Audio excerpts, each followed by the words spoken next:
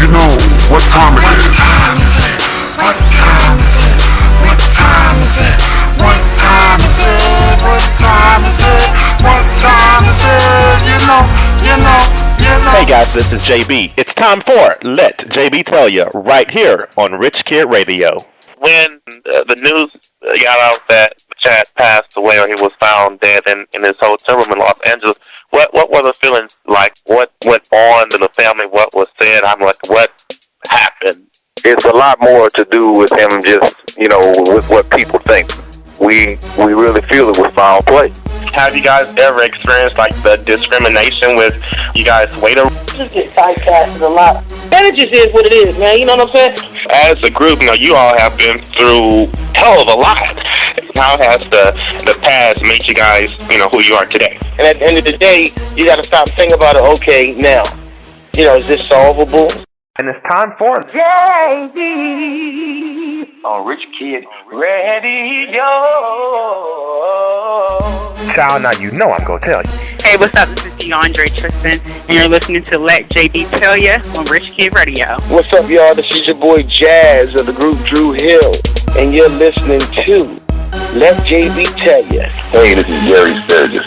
You might know me from Daddy Little Girls, Diary of a Mad Black Woman in Pride. Say hi to the bad guy.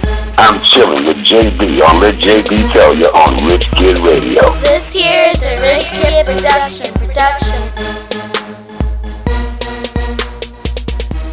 Everyone, please put your hands together for my homegirl, who I miss so much, Miss Sydnee Jane. Hey, how's it going? It's going good. How are you? I'm good. How's the ATL treating you? Oh, ATL is treating me just fine. I can't complain. I miss you guys in Houston, though. You know that. Oh, we miss you, too. You give us the word. I'm still giving the word just from ATL. Joe.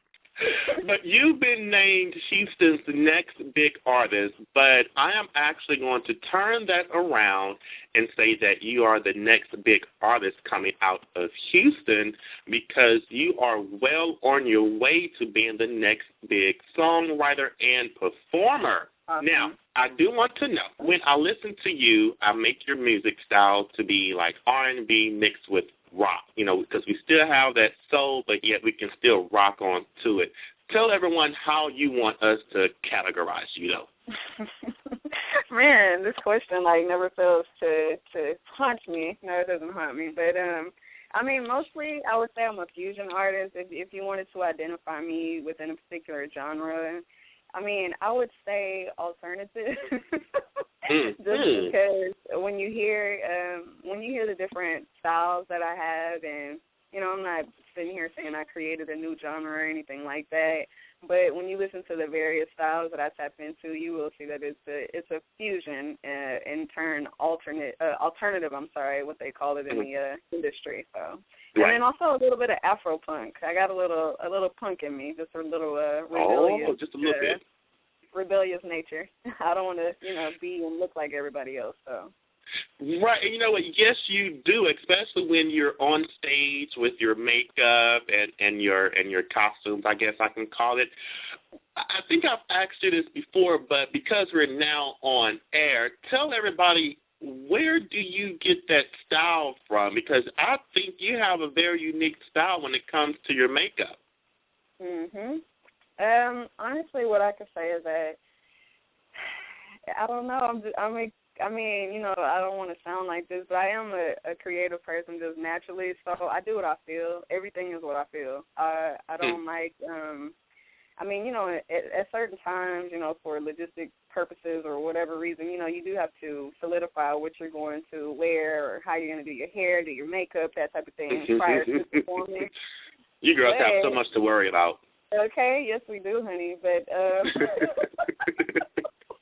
but what I prefer is, I like those moments when I can just say, okay, I feel like this today. I'm going goth, or I'm going, I'm gonna wear, red lipstick, I'm feeling sexy today. So really it just depends, to answer your question. It depends on the day, the time, who's around, who's not around, just, who's adding to my atmosphere, who's creating my little bubble for the day. So that's what my I see. All depends on how the wind blows. You might even paint your toes, huh? Exactly. Now, I know that you have been grinding, trying to get yourself out there. Now, I have to say that you are doing it big. You've worked with the Yin Yang Twins, Scarface. You even performed at the CBS Studios and even Carnegie Hall, and also worked with Casey and JoJo, correct? Yes. So tell us, how has that been for you with all the, just the accomplishments you've made, and where are you going next? Baby got me over here blushing. I don't know why I got shy. I was like never shy. I just got shy for some reason. I will say that everything has been fun. As people generally say, you don't realize the magnitude of what you're doing until after the fact. And then even after the fact, it's kind of like, it was a moment in time that came and went. So what I would say is that I don't take those opportunities for granted at all. Most of the opportunities that I have received have come as a product of my hard work, not necessarily something that I did yesterday, but maybe something that I did a year before or 2 years before. People always say, do something for yourself today that your future self will appreciate. It's a lot of that going on in my life. And overall, what I tell everyone, got to be consistent about your message, is that it's really not, speaking about the music industry at least, it probably in general too, but it's really not about, doing one major thing, I was on BET, the end, that's not it. It's about being consistent and accumulating achievements, adding to your resume, and, just being impressive on paper overall and being consistent about it, being very consistent. That is true. No one thing is going to, give you the big break, as they say. It's a multitude of things that'll get you there. So, and tell us exactly, where do you see yourself going? You know what? The major thing that I want to do is first of all, of course, I'm a musician first, so I definitely want to be a touring band. I want to be able to go and just do lots of shows and tear the house down. That's my favorite thing, to perform. Most artists say that that's where we get our release. That's where we can be wild and free, honey. So, wow. so that's what I'm looking for. In addition to that, I also do acting. We have the premiere of The Making of a Serial Killer coming August 31st. So just adding to my acting resume. I've done acting in the past, but just really beefing it up more, being humble to the craft, and, learning more about it. Now, one thing I did not know is that you had the pleasure of performing in front of the former First Lady, Barbara Bush. Yes, I did. Shout out to Ryan Middle School. I don't care when it was, but how was it? Yes, it was fun. I mean, it was wonderful. Definitely something that my father, he has a picture of it because it was printed in the Houston Chronicle, and he lives in Austin. Well, he's here now, but at that time he lived in Austin. He had one sent to him so he can cut out the clipping and frame it. So it's a picture of me wailing away and Barbara Bush looking on, as I sing. So that was pretty cool. That is amazing. I mean, some artists even that are in mainstream just don't even have the opportunity to sing in front of any dignitary. So I think that was very awesome, and you did that at an early age. Yeah, I did. I've been blessed to be able to have such achievements, so I'm appreciative of it. I'm humble to it as well. All right. Now, I have to ask about your 106 in Park date. Yeah, I didn't know if it was going to be my love life or it was going to be 106 in Park, so what we're going with today. Okay, you know what? Let's make a deal. I'll talk about your 106 in Park days, and then down the line, I'll dig into your love life. Okay, so what's up? So tell me about your time on 106 in Park. What all went on with that?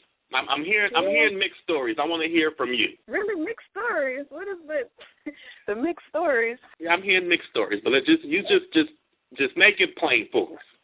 Okay, so 106 in Park was about seizing the moment, seizing an opportunity, establishing, solidifying myself further as an artist, and also being in this industry, you need to get as much